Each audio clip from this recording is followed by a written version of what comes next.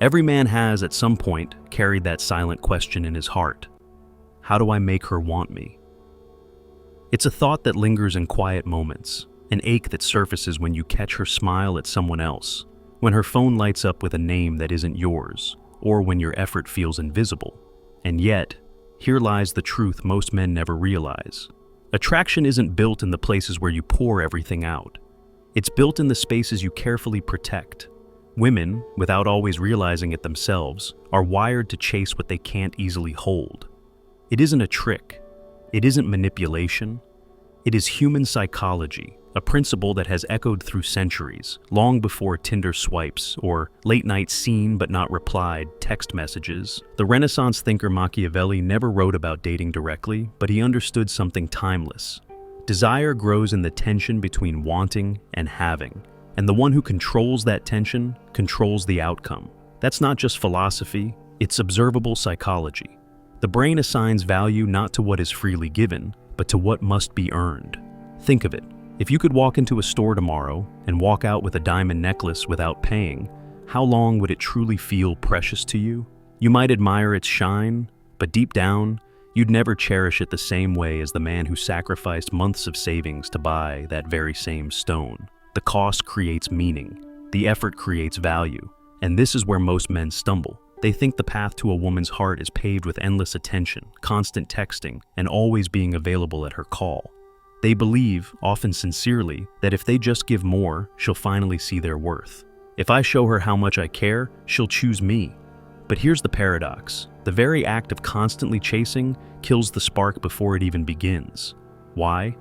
Because when you make yourself too available, you're silently announcing, "You are the prize, I am simply the seeker." And the moment that dynamic sets in, her instinct shifts. She doesn't need to work for your attention. She doesn't need to wonder.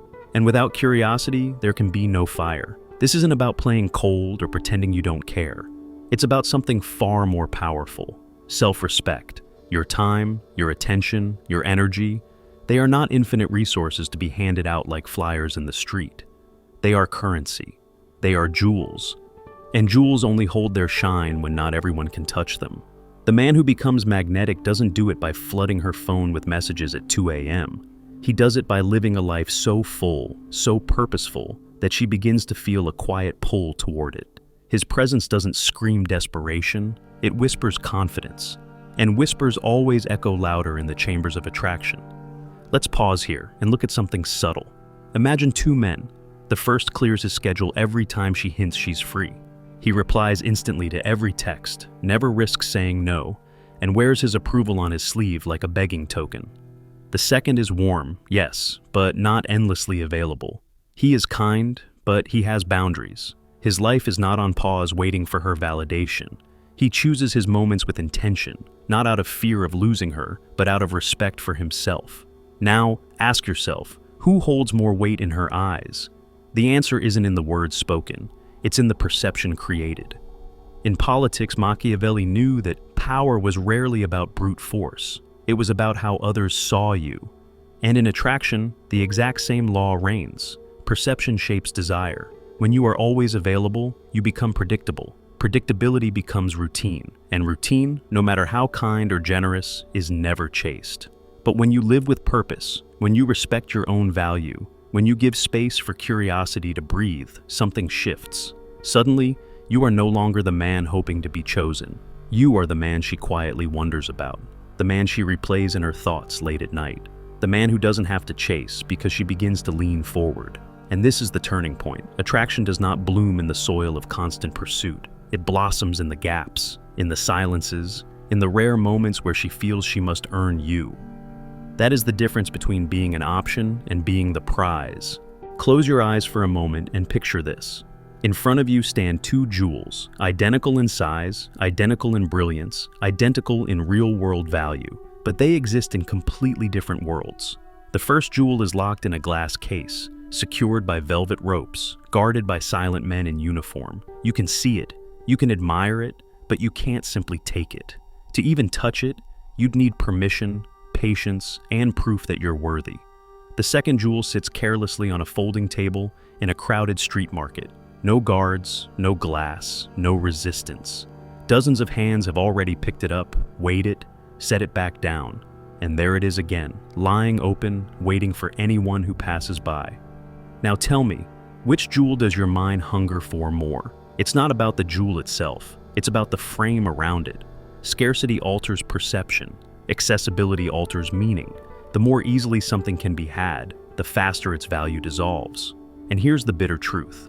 When most men chase a woman, they unknowingly transform themselves into that market table jewel, always available, always within reach, always predictable. He thinks he's proving loyalty. In reality, he's proving that his presence comes without cost. And human psychology has always worked against the man who is too easy to claim. The brain is wired to crave the rare, to lean forward toward uncertainty, to invest more energy into what feels earned. This is why a woman doesn't always fall for the man who showers her with constant praise. She falls for the man who makes her wonder what he's doing when he's not around. She falls for the man whose approval isn't guaranteed. She falls for the man who seems to glow just out of easy reach. But here's the nuance most men miss. This isn't about arrogance nor about pretending to be untouchable. A jewel locked away forever is never claimed either. The secret is balance, being visible enough to shine, but not lying in every hand that passes by. Let me give you a story. There was once a man, brilliant, ambitious, endlessly kind. He believed that love was something you proved with relentless effort. Every morning he'd send her messages before she even woke up. Every evening, he'd cancel plans with friends just in case she wanted to see him. He thought his sacrifices were investments. He thought one day she would notice and reward him, but she didn't. The more he gave, the less she felt. Until one day she left. No explanation, no real goodbye, just gone. And he sat there, broken, asking himself the same haunted question that so many men ask in silence. Why wasn't I enough? But the answer wasn't about being enough. It was about being too available, too accessible, too common. He had made himself the market jewel, easy to pick up, easy to put down. Contrast that with another man. He wasn't cold, he wasn't arrogant, but he had a life, a pulse outside of her approval. He had passions, projects, and people who mattered. When he gave his attention, it wasn't constant, but it was intentional. Every message carried weight because it wasn't guaranteed. Every moment together felt valuable because it wasn't routine, and she couldn't stop thinking about him. That's the quiet paradox of attraction. The less you give away for free, the more your presence is valued. Machiavelli understood this long before modern psychology put words to it. In politics, he wrote that rulers must carefully control how accessible they are. Too distant, and the people despair. Too common, and the people lose respect.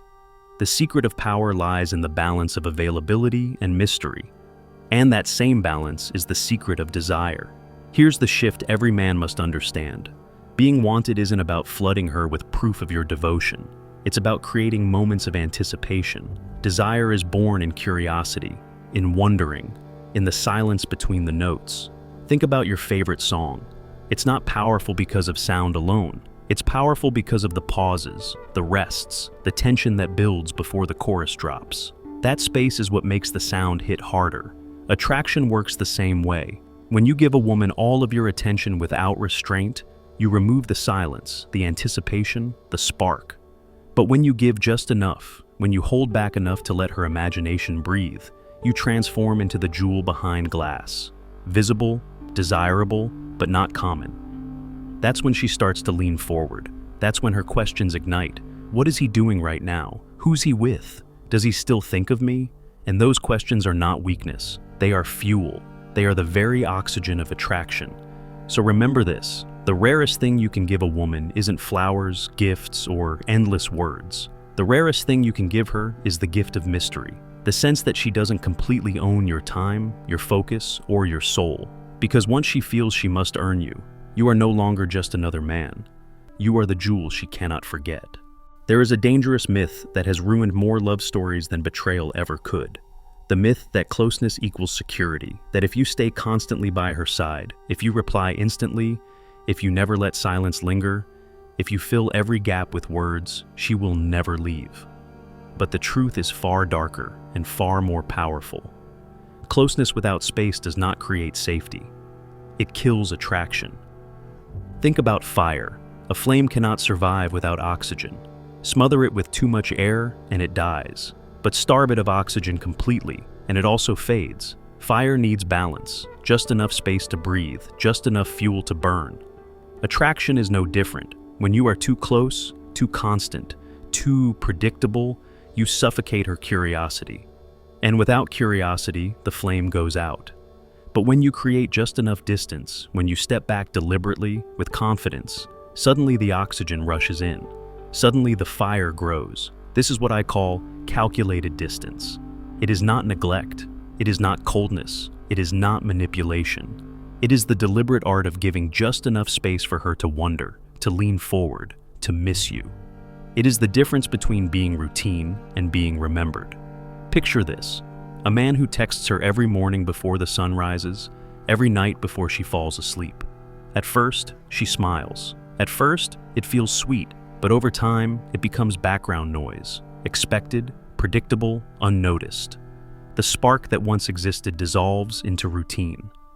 Now imagine another man. He doesn't disappear, he doesn't play cruel games, but he doesn't flood her world either. Instead, he leaves spaces. One morning, she wakes up and doesn't see his message, and something strange happens. Her heart skips. A small thought flickers in her mind. Why hasn't he texted me yet? What is he doing? Who has his attention right now? That thought becomes a hook. That silence becomes oxygen. And suddenly, he isn't background noise. He's a question. And questions are addictive. Psychologists call this intermittent reinforcement, the same principle that makes gambling irresistible, that keeps people glued to slot machines and endlessly scrolling through social media feeds. Not every pull of the lever brings a reward, but the unpredictability keeps the brain craving the next one. In love, the man who understands this doesn't have to manipulate. He simply has to resist the urge to overgive. He chooses his moments carefully. His words, his attention, his presence, they feel like rewards, not obligations. And because of that, they hit deeper. They matter more. Machiavelli himself once wrote that rulers should never reveal all their cards. Because once people know everything about you, once they can fully predict you, you lose the advantage of mystery. And mystery is what fuels respect, loyalty, even fear. In relationships, that same principle holds. When a woman can predict your every move, when she knows exactly what you'll say, when you'll call, how you'll react, she stops leaning forward. But when there is a touch of uncertainty, when you surprise her not with flowers, but with silence, not with routine, but with rhythm, her mind stays hooked. Let me tell you a story. There was a woman who once admitted to her closest friend, "I don't know what it is about him. He's not the most handsome, he's not even the most successful, but I can't stop thinking about him." Her friend asked why, and she replied, "Because I never fully know where I stand with him. He's kind, but he's not desperate. He cares, but he has his own world. Every time I think I understand him, he does something that makes me curious again. And that curiosity keeps me awake at night." That is the power of calculated distance.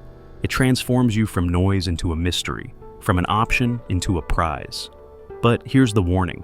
Distance without warmth becomes coldness. If you vanish completely, if you turn into a ghost, she won't chase, she'll give up. The secret lies in balance. Show interest, but not obsession. Show care, but not surrender. Create rhythm, not routine. And here's something most men never hear. Women don't chase what lies on the floor for anyone to take. They chase what stands just out of easy reach. That tension, that delicious space between having and wanting, is where desire lives.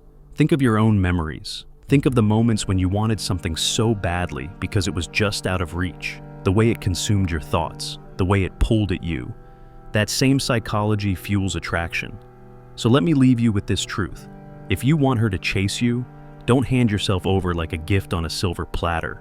Become a mystery wrapped in purpose. Allow space for silence. Let her imagination do the work for you, because when she is the one asking, "Where is he? What is he doing? Does he still want me?" That's when the chase flips. That's when the fire grows. That's when desire transforms from something you run after into something that runs toward you. There is a moment in every connection when the power shifts. At first, she may hold the advantage. Her approval feels like the prize, her attention feels scarce, and you find yourself leaning forward, hoping, chasing, waiting. But then something subtle changes. It happens the moment she realizes she cannot fully hold you, the moment she feels, deep in her gut, that your world does not orbit her, that you are not dependent, not desperate, not bound. And that realization ignites a quiet panic. What if I lose him? This is the moment of power reversal. And once it happens, the dynamic between you is never the same again. Machiavelli once wrote, "It is better to be feared than loved if you cannot be both." Now, in romance, the lesson shifts. It is better to be desired than needed, because neediness repels, but desire pulls like gravity. And here is the harsh truth most men never face. The one who invests less emotionally usually holds more control. The one who needs less has more options. The one who is not afraid to walk away creates the tension that fuels respect. When a woman senses that you are the kind of man who could leave at any time, not because you are cruel, but because you have standards, her mind locks on to you. She begins to chase not because you withhold love, but because she knows she must earn it. Think of a man who gives everything too soon. His time, his attention, his love, all handed out like open water in a desert. At first she drinks, but eventually she takes it for granted. She doesn't feel she must invest, because he is always there, always waiting. Now, think of a man who gives selectively. He is kind, but not endlessly available. He is loving, but not weak. His presence is something you notice because it is not guaranteed. Being with him feels like a privilege, not a right. Who do you think she chases harder? This is the essence of power reversal. Moving from the one who seeks validation to the one who is validated by his own life. But let's make it real. Imagine a woman sitting at her table at night. Her phone is in her hand. She scrolls through messages. One man has texted her 6 times that day. Sweet words, compliments, a stream of predictable attention. She feels nothing. Then her eyes land on another man's name. He hasn't messaged her in 2 days, and her stomach flips. Her mind sparks with questions. Why hasn't he reached out? Is he losing interest? Who is he with right now? And suddenly, she's not just thinking about him. She's chasing him without even realizing it. That silence he created, that distance he allowed, became a mirror of her own desire. But here's the warning. This is not about cruelty. This is not about playing games. This is about embodying real value. A woman does not chase simply because you disappear. She chases because your presence feels rare, because you live a life worth joining, because she knows that losing you would mean losing something irreplaceable. Machiavelli wrote, "Reputation is built on actions, not words." In attraction, this is everything. Don't tell her you're valuable. Don't explain why she should choose you. Show her. Live it. Build a life that radiates purpose, confidence, and self-respect. Because when your existence already shines, she doesn't chase words. She chases presence. And here lies the secret. When she invests more, her time, her thoughts, her energy, the balance shifts. You no longer live in fear of losing her. Instead, she fears losing you. That fear isn't negative, it's magnetic. It doesn't push her away, it pulls her in deeper. Because in the hidden language of attraction, what we fear to lose, we fight hardest to keep. Let me share a story. There was a man who once said to his lover, "I care for you deeply, but I will never lose myself for you." At first, she laughed. She thought he was joking, but over time, she saw the truth in him. He gave her affection, but never at the cost of his purpose. He supported her, but never abandoned his own path. And slowly, she began to admire him, not just as a partner, but as a man who stood unshaken. And that admiration grew into something more powerful than love alone. It became respect, and respect, when paired with desire, creates an unbreakable bond. So, here's the question I leave you with. Are you building yourself into the man she fears losing, or the man she can take for granted? Because the choice is always yours. You can hand yourself away cheaply, hoping she will see your worth. Or you can guard your value, protect your standards, and let her realize that being close to you is not a guarantee. It is an opportunity. And when she sees that, when she truly feels that, the chase is no longer yours to make. It becomes hers. If you've followed me this far, then you already understand the principles that shift the balance of attraction. Scarcity, distance, perception, and power. But all of these mean little without the final piece, the foundation that holds it all together. That foundation is what I call the unshakable frame. What does it mean to have a frame? A frame is not a wall that blocks the world. It is not coldness, arrogance, or indifference. A frame is the invisible structure that defines your worth. It is the boundary that says, this is who I am, this is what I value, and nothing, no temptation, no rejection, no test can shake that foundation. Without this frame, all the other lessons crumble. Because here's the reality. Women will test you, not because they're cruel, not because they want to hurt you, but because they want to feel your strength. They want to know if your confidence is real, or if it's just a mask that slips under pressure.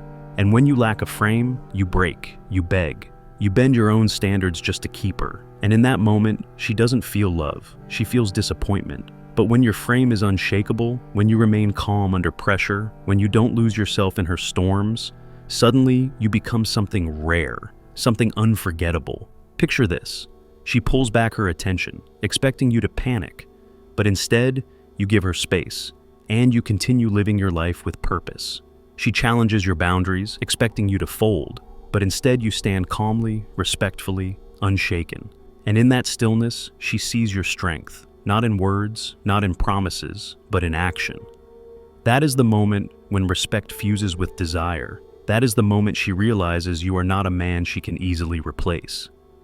And here's the ultimate truth. Attraction isn't just about making her want you today.